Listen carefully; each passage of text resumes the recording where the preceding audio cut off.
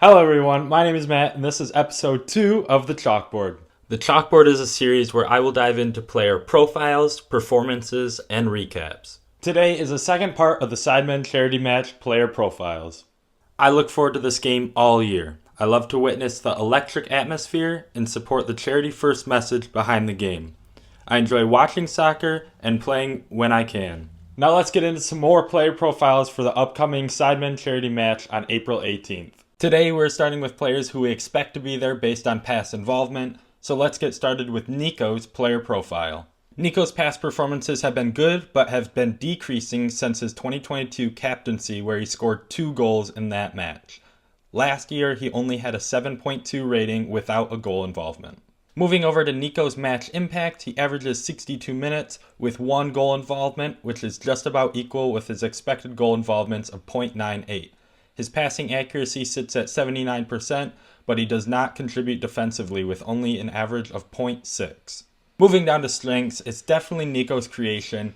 Last match, he had a 1.36 expected goal involvement, even though he didn't come away with one. Next is his consistency. He has had a 7.0 or higher FOTMOB rating in each of the last 3 games, and his positioning inside the box makes him a big threat to be a poacher. My take is he's going to have a rebirth with at least 1 goal. I see him capitalizing on the expected goal involvements that he got last match. If I were the opposition, I would look to block his creation inside the box, as only 1 of his 14 shots in each of the last 3 games have come from outside of the box. My pro player comparison for Niko is Victor Osimhen, the other striker from Nigeria. The next player profile is ChrisMD. Chris's past performances have been stellar. He has a goal in each of the last 3 games, and he tossed in a pair of assists last year, earning himself a 9.1 FOTMOB rating.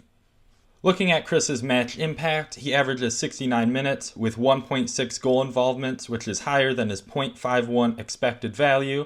His pass accuracy sits at 76%, and he contributes on the defensive end with 2.6 defensive contributions. Looking at Chris's strengths, it's definitely his set pieces. Last year he got a goal and an assist off those set pieces. His creativity is off the charts, and his dribbling is underrated. My take is he's going to continue to be that remarkable midfielder. He's averaging 27 passes per game, and I see a man of the match performance incoming. For the opposition, I would look to limit and contain his creativity in the midfield. My pro player comparison for ChrisMD is James Ward-Prowse. This one's pretty easy as both are very good from set pieces. Moving on, we have IShowSpeed's player profile. Speed's past performances show tremendous improvement out on that right wing, starting from a 6.0 FOTMOB rating and getting all the way up to a 9.2 FOTMOB rating last year with a goal and 2 assists. Moving over to Speed's match impact, he gets 78 minutes with 1.3 goal involvements, which is actually lower than his 1.91 expected goal involvements value. That 1.91 is the highest amongst players to play in each of the last 3 games. Looking at Speed's pass accuracy, it sits at 75%, and he contributes on the defensive end with 4 defensive contributions. Looking at strengths, it's in the name, it's his speed, it's his pace out on the wing. He's great at creating chances, and he has that high energy that we love to see from a winger.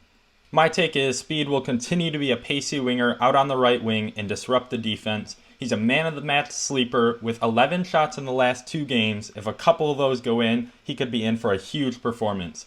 For the opposition, limit his opportunities since he's gotten a lot of them in the past 3 games. My pro player comparison for Speed is Cristiano Ronaldo. This one is easy since they both have a lot of the same mannerisms. Next up we got Theo Baker. Theo Baker has played a lot of different positions, showing his versatility, but last match he scored a hat-trick at the striker position, earning him FOTMOB Man of the Match with a 9.7 rating. Looking at Theo's match impact, he averages 62 minutes with 1.6 goal involvements over his expected 0.73 value. His pass accuracy is stellar at 88.6%, which is the highest amongst players to play in each of the last 3 matches. He also contributes a little bit on the defensive side with 2.6 defensive contributions. Looking at Theo's strengths, it's definitely his passing. In the last 2 games, he has 100% passing accuracy. On top of that, he is techie, and he has great vision, which pairs well with that passing.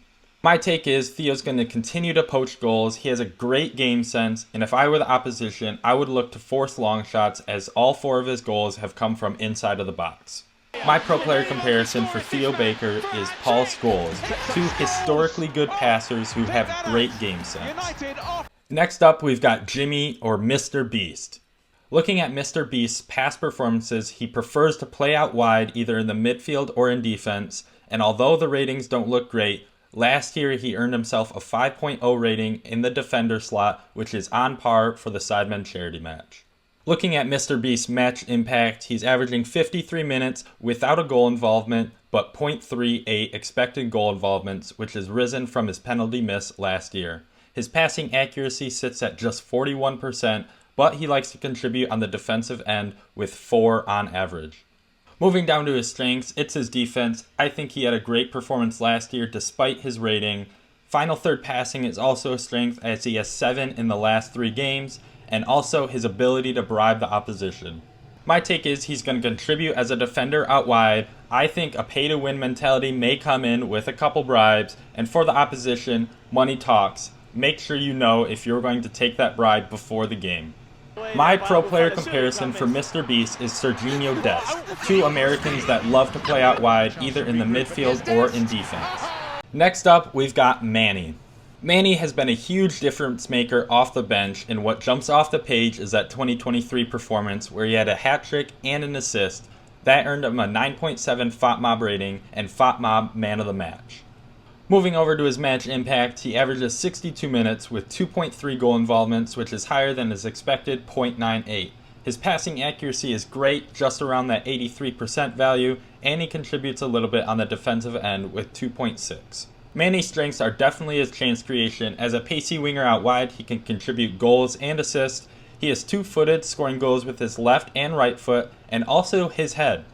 His passing is also a definite plus, sitting at 83% on average. My take is he's going to come off the bench again this year and be a huge difference maker. He's an ultimate winger, pairing speed with passing. For the opposition, I would look to keep him outside of the box, as all of his goals have come from inside the box in the last 3 games. My pro player comparison for Manny is Eberiche Eze.